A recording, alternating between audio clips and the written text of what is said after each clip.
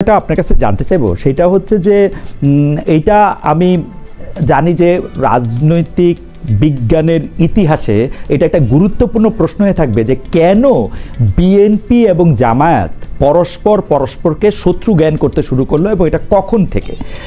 আমাদের এই প্রশ্ন হচ্ছে এই কারণে যে বিএনপি এবং জামাতের মধ্যে আমরা বড় ধরনের আদর্শিক বদল বা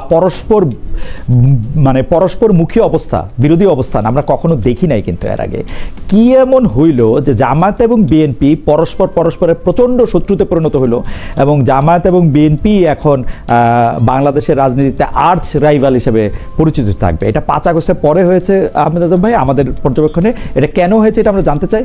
এবং একজন আন্তর্জাতিক আন্তর্জাতিক সম্পর্ক বিশেষজ্ঞ এবং রাজনীতি বিজ্ঞান পর্যবেক্ষক প্রফেসর এম শাহিদুজ্জামানের কাছেও আমরা এটা জানতে চাইবো। আগে আজম ভাই আপনার কাছে একটু শুনি।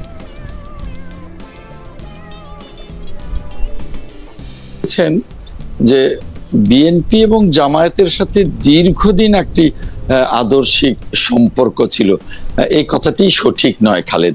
আসলে আমরা সব সময়ই বলেছি যে বিএনপি এবং জামায়াত সহ যে আরো অন্যান্য দলের জোট ছিল সেটা শুধুমাত্রই নির্বাচনী জোট ছিল, আন্দোলনের জোট ছিল, কখনোই আদর্শিক জোট ছিল না। বিএনপি বিশ্বাস করে গণতন্ত্রে, বিশ্বাস করে বাংলাদেশি জাতীয়তাবাদে, সেই ক্ষেত্রে জামায়াতের আদর্শ ভিন্ন। কাজেই জামায়াতের সাথে আমাদের কখনো আদর্শিক সম্পর্ক ছিল না, ছিল শুধুমাত্রই আন্দোলন এবং নির্বাচনের জন্য একটা সখ্যতা বা মনে করতে পারেন সম্পর্ক বা অ্যালায়েন্স। এখন এই 5ই আগস্টের পর আমরা তার আগেই আমরা কিন্তু এই জোটকে অকার্যকর করেছি এবং আমরা বলেছি যে আমরা সমমনারা একসাথে চলবো, কিন্তু জোটের প্রয়োজন নেই। এভাবেই কিন্তু বেশ কিছুদিন চলে এসেছিল। 5ই আগস্টের পর জামায়াত সেই আগের মতোই একলা চলো নীতি নিয়ে বা তার সাথে কয়েকটি ইসলামিক রাজনৈতিক দল নিয়ে চলছে। আমরা গণতন্ত্র বেশ কিছু রাজনৈতিক দল নিয়ে চলছি। সেক্ষেত্রে আপনি যে কথাটা বলেছেন যে এত শত্রুতায় পরিণত হলো কেন, আমি বলবো যে এটাও ভুল ধারণা। বিএনপির সাথে জামায়াতের কোনো শত্রুতা নেই, আছে রাজনৈতিক প্রতিদ্বন্দ্বিতা বা গণতান্ত্রিক রাজনীতিতে যে গণতন্ত্রের সৌন্দর্য, এক এক রাজনৈতিক দলের এক এক আদর্শ, সেই আদর্শ থেকে তার বক্তব্য সে প্রচার করে। সেই ক্ষেত্রে বিএনপি এবং জামায়াতের বক্তব্য নিশ্চয়ই আলাদা হবে, যেহেতু আলাদা সংগঠন, আলাদা আদর্শ, সেই ক্ষেত্রে নিশ্চয়ই আলাদা হবে। এবং সেই ক্ষেত্রে যখনই মিল খুঁজে না পাওয়া যায় তখন গণতান্ত্রিক যে পদ্ধতি, যে একের বক্তব্য নিয়ে অন্যজনের মধ্যে যে বাক বিতণ্ডা, সেটাও এক ধরনের গণতন্ত্রের সৌন্দর্য। গণতন্ত্র চর্চায় এটা চলতেই পারে। গণতন্ত্র চর্চাটা তো আপনার রেল লাইনের মতো সমান গতিতে চলবে, মিলবে না এক রাজনৈতিক দলের সাথে অন্য রাজনৈতিক দলের। আচ্ছা ভাই, আপনার অনুমতি দিলে আমি খালি আপনাকে 4টা ঘটনা মোটা দাগে স্মরণ করে দিতে চাই। জামায়াতকে রাজনীতি বাংলাদেশে করতে দিয়েছে বা ফেরত এনেছে কিন্তু বিএনপি। গোলাম আজমের নাগরিকত্ব দেওয়ার ব্যাপারে বিএনপির যে প্রতিষ্ঠাতা মরহুম প্রেসিডেন্ট জিয়াউর রহমান কিন্তু প্রতিশ্রুতি দিয়েছিলেন, যেটা আবার 1991 সালে মতিউর রহমান নিজামী ভোরের কাগজে সাক্ষাৎকার দিয়ে এটাকে বলেছেন। 3 জোটের রূপরেখায় জামাতে ইসলামীকে কোনো দল নিবে না, সেরকম একটা কথা ছিল। বিএনপি কিন্তু জামাতে ইসলামীকে নিয়ে 1991 সালে নির্বাচনী জোট করেছে। জামায়াতকে 2টি গুরুত্বপূর্ণ মন্ত্রণালয়ের মন্ত্রিত্ব দেওয়া হয়েছে এবং জামায়াতের আদর্শ এবং নেতৃত্বকে সবসময় বিএনপি আলাদা করে ভ্যালু করেছে। 1991 সালে ঘটনা বলছি। সর্বশেষ যুদ্ধ অপরাধের বিচারের যুদ্ধ অপরাধের দায়ে জামায়াত নেতাদের যখন বিচার করা হয় তখনও বিএনপি শীর্ষ নেতৃবৃন্দ থেকে এর প্রচণ্ড প্রতিবাদ করা হচ্ছে, এই কথা বলে যে এইটার ব্যাপারে তাদের আপত্তি রয়েছে। আমরা যদি সবগুলি ঘটনা দেখি তাহলে দেখবো যে দশকে বাংলাদেশে জামাতে ইসলামীর যে রাজনীতি সেইটা বিএনপি শুধু এন্ডোর্সই করে নাই, বিএনপি সেই জায়গায় প্রচণ্ড স্পেসও দিয়েছে জামায়াতকে। এবং যে কারণে জামায়াতের আজকে সমালোচনা করা হয় সেই কারণগুলি কিন্তু বিএনপি আর জামায়াত মিলেমিশেই করেছে। আজম ভাই, আপনি যদি একটু মন্তব্য করতেন। একটু বলবো? জি জি প্লিজ আমি একটু বলবো, যদি বলেন। আপনার বক্তব্যে কিছু ভুল তথ্য আছে। যেমন গোলাম আজমের নাগরিকত্ব কিন্তু বাংলাদেশের মহামান্য হাইকোর্ট দিয়েছে, বিএনপি দেয়নি। এই যে আমি আজম ভাই মানুষ ভুল বুঝে, সেজন্য আমি বলি 1978 সালে প্রেসিডেন্সিয়াল অর্ডারে গোলাম আজমের নাগরিকত্ব দেওয়ার ব্যাপারে সবকিছু ঠিকঠাক ছিল বলে জনাব মতিউর রহমান নিজামী 91 সালে ভোরের কাগজকে দেওয়া এক সাক্ষাৎকার দিয়েছেন। পরে এটা কোনো কারণে এটা রদ করা হয়, পরে আদালতের নির্দেশে উনি পেয়েছেন। কিন্তু গোলাম আজমের বাংলাদেশে রাজনীতি করা, বাংলাদেশে অবস্থান করা, জামাতে ইসলামীকে রাজনীতি পুনঃপ্রতিষ্ঠা করা, সে সবই বিএনপির কাজ। আমি সেটা বলছি, এটা আজম ভাই। জি দেখুন, আমি ক্লিয়ার করি আপনাকে। জি, মতিউর রহমান নিজামী আজকে বেঁচে নেই। জি, তিনি কি স্টেটমেন্ট দিয়েছেন সেটা তার বিষয়, কিন্তু সাক্ষাৎকার দিয়েছেন সেটা তার বিষয়, কিন্তু দৃশ্যমান বিষয়টা হলো যে কোর্ট গোলাম আজমকে দিয়েছে। এখন আপনি বলবেন যে বাংলাদেশে আসার অনুমতি 1978 সালে গোলাম আজম পেয়েছে। দেখুন, গোলাম আজম জন্মসূত্রে নাগরিক ছিলেন, সেই হেতু তাকে অনুমতির বিষয় না, তিনি নাগরিক হিসেবেই বাংলাদেশে আসেন। আর 1991 সালে কিন্তু বিএনপির সাথে জোট ছিল না। আপনি খোঁজ নিয়ে দেখেন, হ্যাঁ 1991 সালের নির্বাচনের পরে সরকার গঠনে জামায়াতে ইসলামীকে নিয়েছিল, সমর্থন ছিল, নিয়েছিল না, সমর্থন ছিল। 2001-এ সেটা ছিল, কিন্তু 91-তে ছিল না। বাট জামায়াতে ইসলামীর সমর্থন ছিল, কিন্তু জামায়াতে ইসলামের সাথে কোনো অ্যালাই ছিল না। তখন জামায়াতে ইসলামী আলাদা করে নির্বাচন করেছিল। কিন্তু 96 সালে কিন্তু আওয়ামী লীগের সাথে জামায়াতে ইসলামী নির্বাচন করেছে। তারও 91-এর আগে যদি আপনি বলেন, 96 সালে আওয়ামী লীগের সাথে নির্বাচন করে নাই কিন্তু জামায়াতে ইসলামী। 96 সালে তত্ত্বাবধায়ক সরকারের দাবিটা জামায়াতে ইসলামীর ব্রেন চাইল্ড আওয়ামী লীগ সেইটার মধ্যে শামিল হয়েছিল অন্যান্য অনেক দলের মতো।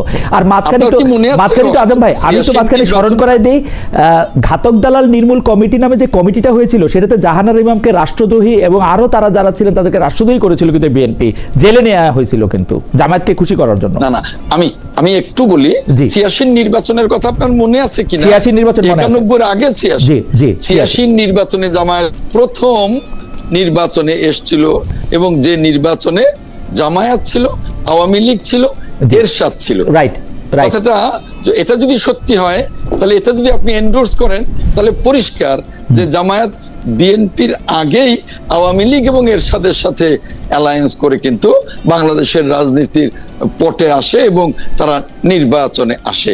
এটা কিন্তু খুবই পরিষ্কার। আর একটা বিষয় হলো যে জামায়াত আর বিএনপির সাথে ওই যে আপনি অ্যালায়েন্সের কথাটা বলেছেন, সেই অ্যালায়েন্সের চেয়েও আওয়ামী লীগের সাথে কিন্তু দীর্ঘকালী 86-তে ছিল, আবার 96-এর আন্দোলনেও কিন্তু জামায়াত এবং আওয়ামী লীগ যুগপৎ আন্দোলনে ছিল। এটা কিন্তু আপনাকে মনে রাখতে হবে।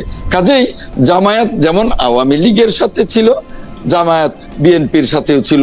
আমরা দুইটা ডিগ্রির চর্চায় সকল রাজনৈতিক দলকেই দুইটা ডিগ্রি আর মাত্রা কি এক? আওয়ামী লীগের সাথে যতটা জামাত ছিল আর বিএনপির সাথে যতটা জামায়াত ছিল,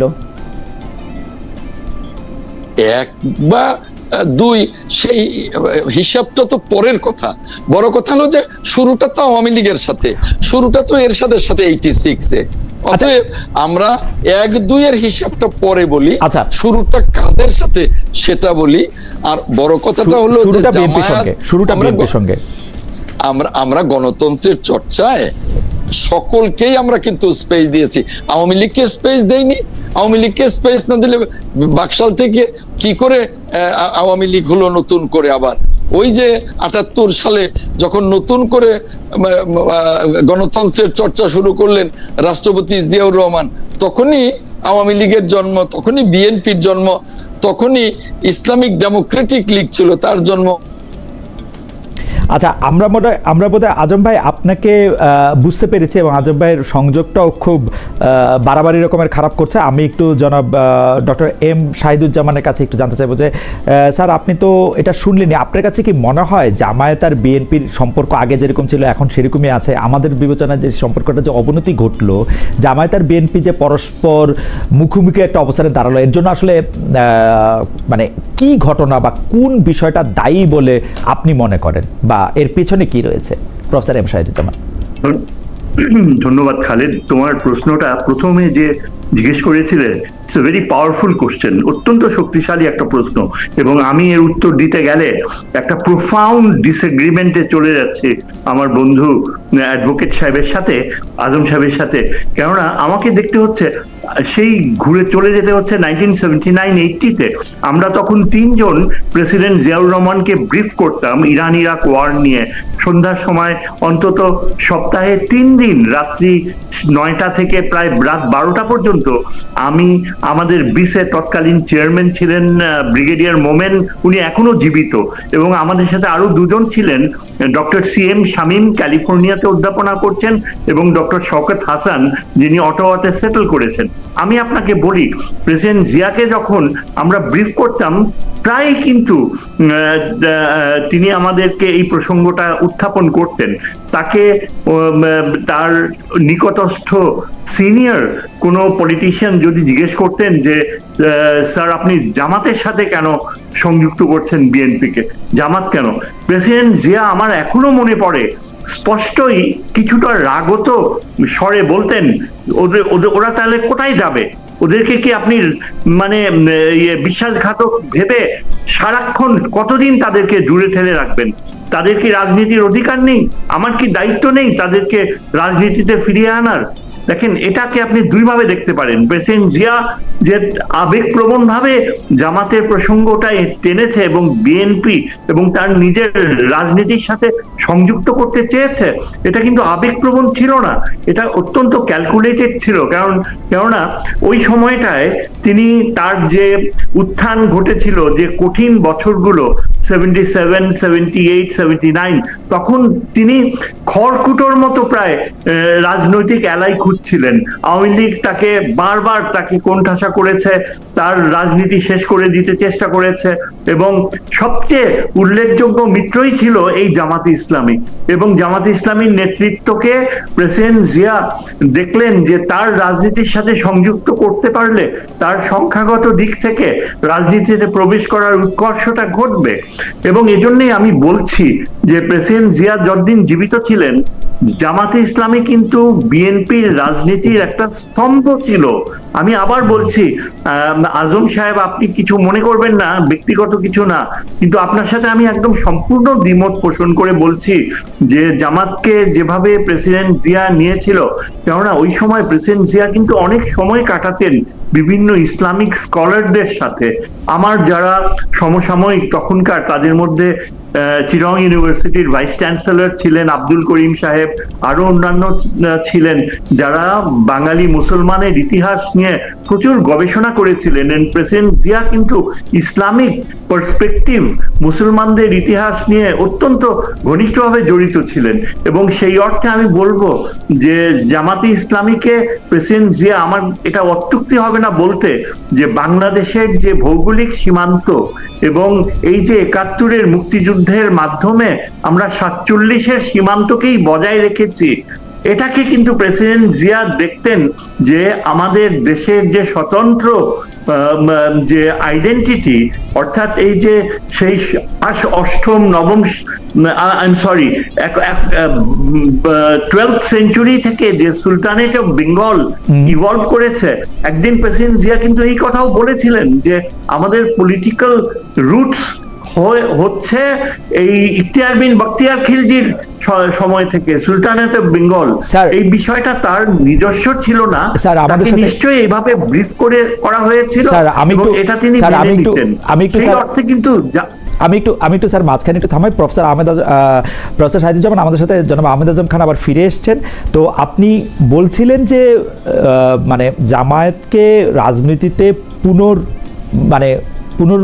জীবন দেয়াতে প্রেসিডেন্ট জিয়াউর রহমানের একটা প্রত্যক্ষ ভূমিকা ছিল। এই জায়গা থেকে যদি স্যার এরপরে 91-96-তে যে আর্গুমেন্ট করলেন আহমেদ আজম খান ভাই, সেটা সম্পর্কে যদি একটু বলতেন। এখন তিনি শুনছেন এখন আমাদের, তিনি স্যার। ও আচ্ছা, প্রেসিডেন্ট জিয়াউর রহমান যখন এভাবে যে মৃত্যুবরণ করবেন সেটা তো কেউ ভাবেনি, কারণ ওই সময়টায় তার পূর্ণাঙ্গ প্রচেষ্টা ছিল ইসলামী বিশ্বের সাথে একটা বিশেষ সংযোগ স্থাপন করা। আমরা তাকে যখন ব্রিফ করতাম সপ্তাহে 3 দিন প্রায় এই বঙ্গভবনে বসে, এবং সেখানে তিনি বারবার ইরান ইরাক যুদ্ধের খুঁটিনাটি জানতে চেষ্টা করতেন, কেননা তিনি তার সদস্য ছিলেন। মাঝে মাঝে হঠাৎ প্রেসিডেন্ট জিয়াউল হকও পাকিস্তান থেকে তাকে টেলিফোন করতেন এবং আমাদেরকে তার সামরিক সচিব পাশের ঘরে চলে যেতে বলতেন। তিনি 20 মিনিট আধ ঘন্টা প্রেসিডেন্ট জিয়াউল হকের সাথে আলাপ করতেন কিভাবে ইরান ইরাক যুদ্ধের পরিসমাপ্তি ঘটাবেন, কেননা তিনি নিজেকে ভাবতেন ইসলামী বিশ্বে তার একটা স্বতন্ত্র অবস্থান তিনি গড়ে তুলবেন। এটা এত গুরুত্বপূর্ণ ছিল, এবং সেখানে সেদিক থেকে চিন্তা করলে যে ডোমেস্টিক পলিটিক্সে জামাত ও ইসলামী দলগুলো তার জন্য বিশেষ গুরুত্ব বহন করত। এবং আমি বললে এটা অত্যুক্তি হবে না যে বিএনপি যে জিয়াউর রহমান যে ফাউন্ডেশন করেছিলেন তার মূল শক্তি ছিল ইসলামিক ফোর্সেস, ইসলামিক রাজনীতি। কিন্তু স্যার এখানে তো একটা কথা, আমরা এটা যদি মেনেও নেই, কিন্তু ইসলামিক রাজনীতি বা ইসলামিক শক্তি আপনি ইরাক ইরান বা যদি প্যালেস্টাইনের ক্ষেত্রেও প্রেসিডেন্ট জিয়াউর রহমানের আপনি অবস্থান দেখেন, তাহলে এটা একদম স্পষ্ট, এটাতে আর কোনো মানে ডাউট রাখারই কোনো জায়গা নাই। কিন্তু ঘটনা হইতেছে যে তার মানে তো এইটা না যে জামায়াতে ইসলামীর আদর্শ বিএনপি ধারণ করে। জামায়াতে ইসলামীর আদর্শের সাথে তো বিএনপির অমিল থাকতেই পারে, বা এক ধরনের মানে শত্রু বন্ধু থাকতে পারে। আপনি যদি 91-96-2001-এর পার্সপেক্টিভ থেকে আপনি বলেন যে সত্যিই কি জামায়াত আর বিএনপি মিলেমিশে ছিল, নাকি জামায়াত আর বিএনপির মধ্যে একটা দূরত্ব সবসময় ছিল, যেমনটা দাবি করছেন জনাব আহমেদ আজম খান? আমার কাছে কিন্তু জিয়াউর রহমানের সময় সেই দূরত্ব চোখে পড়েনি। হ্যাঁ, আপনি যেটা বলছেন মতাদর্শগতভাবে জিয়াউর রহমান আর জামাতের এই ধর্মীয় রাজনীতির প্রতি তার কোনো রকমের আগ্রহ ছিল না। তার আগ্রহটা আমি যতদূর বুঝতে পেরেছি, তিনি কিন্তু বিএনপির মতাদর্শকে তখনও মানে ওই সময়টায় ইনফ্যান্সিতে ছিল, কিভাবে গড়ে উঠবে তার জন্য তিনি প্রচুর গবেষকদের ডাকতেন যে বিএনপির ভবিষ্যৎ রূপরেখা কি হবে। এবং আপনি এটা ঠিকই বলেছেন, জামাতের যে মতাদর্শ, যেমন ধরেন এই যে শরিয়া আইনের বিধান করা, তারপর জামাতের যে মৌলিক ধারণাগুলো মওদুদি, এগুলোর প্রতি জিয়াউর রহমানের সামান্যতম আগ্রহ ছিল না। তার আগ্রহটা ছিল এই জন্য যে তিনি ভারতের বিপক্ষে বাংলাদেশের যে স্বতন্ত্র অবস্থান দাঁড় করাবেন, সেদিক থেকে জামাতই ছিল তার সবচেয়ে নির্ভরযোগ্য মিত্র। কেননা আওয়ামী লীগকে ফাইট করতে হলে এবং ভারতের বিপক্ষে ইসলামী বিশ্বের একটা গুরুত্বপূর্ণ দেশ হিসাবে উপস্থাপন করতে, এবং তাছাড়া আপনি হয়তো যেটা আমি ইন্ডিকেট করলাম যে পাকিস্তানের সাথে কিন্তু জিয়াউর রহমানের অত্যন্ত ঘনিষ্ঠ সম্পর্ক ছিল, প্রেসিডেন্ট জিয়াউল হকের সাথে ফোনে কথা বলতেন। কাজেই রাজনৈতিক দিক থেকে জামাতকে তিনি ব্যবহার করতে চেয়েছেন, ইউজ করতে চেয়েছেন ভারতের। স্যার আমাদের তো খুব সময় নাই। আপনি যদি স্যার এখন বেগম জিয়ার আমলে 91-96 বেগম জিয়া যখন থেকে পার্টির নেতৃত্ব দিয়েছেন, তখন থেকে জামায়াতের সাথে বিএনপির সম্পর্কটা যদি একটু বলে, আপনি কেন এই মুহূর্তে আপনি তাদের মধ্যে খুব একটা শত্রুতা দেখেন কিনা, এটা যদি একটু বলতেন স্যার 1-2 মিনিটে। স্যার ধন্যবাদ। বেগম জিয়ার সময় কিন্তু বেগম জিয়ার খুব একটা মানে আমি শ্রদ্ধা রেখেই বলছি যে রাজনীতির ব্যাপারে তার খুব বেশি গভীর যে গবেষণাধর্মী মনোভাব সেটা ছিল না, স্বাভাবিক কারণেই ছিল না। তিনি এক্সপেক্ট করেননি যে রাজনীতির দায়িত্ব তার হাতে পড়বে, সুতরাং তিনি অনেক বেশি রিলাই করতেন তার আমলাদের উপর এবং বিএনপির সেই সময় উদীয়মান নেতৃত্ব। এরা কিন্তু জিয়াউর রহমানের সময় তাদেরকে অনেকে চিনতই না, যেমন ফখরুল ইসলাম আলমগীর বলেন, আরো অন্যান্য আমির খসরু মাহমুদ চৌধুরী বলেন, এরা বেগম জিয়ার প্রোডাক্ট, এবং প্রেসিডেন্ট জিয়ার সাথে এদের কোনো সম্পর্ক কোনো কিছুই ছিল না। কাজে এতে অবাক আপনি যেই প্রশ্নটা করলেন শেষে যে কেন জামাতের সাথে বর্তমানে দূরত্ব হয়ে গেল, এটার কারণ হচ্ছে এই যে প্রেসিডেন্ট জিয়ার যে রাজনীতি, সেই রাজনীতির সাথে এদের সরাসরি কোনো পরিচিতিই ছিল না। ফখরুল ইসলাম আলমগীর বিএনপিতে যোগ দিয়েছে জিয়ার মৃত্যুর প্রায় 10 বছর পরে।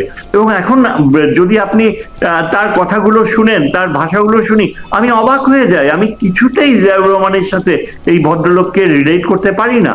তিনি বামপন্থী ছিলেন, এবং এই যে এখনকার যারা রয়েছে, আমির খসরু মাহমুদ চৌধুরী বলেন, তারপরে এই যে একদম লেটেস্ট প্রোডাক্ট হচ্ছে সালাউদ্দিন, 9 বছর ভারতীয় কাস্টাডিতে থাকার পর তিনি এক লাফে এসে বিএনপির মুখ্য নেতা হয়ে যান। এটা তো মানে স্বাভাবিক কমন সেন্সও বলবে যে নিশ্চয়ই একটা বিশেষ কারণ রয়েছে, তা না হলে এটা কিভাবে সম্ভব? আমার তো স্যার আমি একটু আপনাকে